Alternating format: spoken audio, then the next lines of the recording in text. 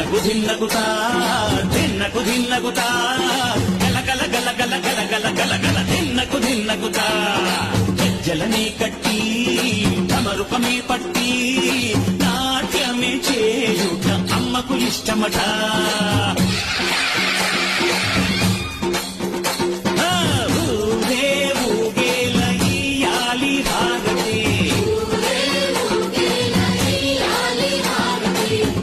కొట్టి బలములు పెట్టి పాదాలు తాకితే అడిగిన వరములు ఇచ్చును తల్లే.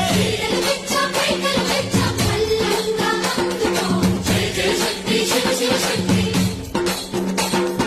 జయ జయ శక్తి శివ శివ శక్తి. కంచులు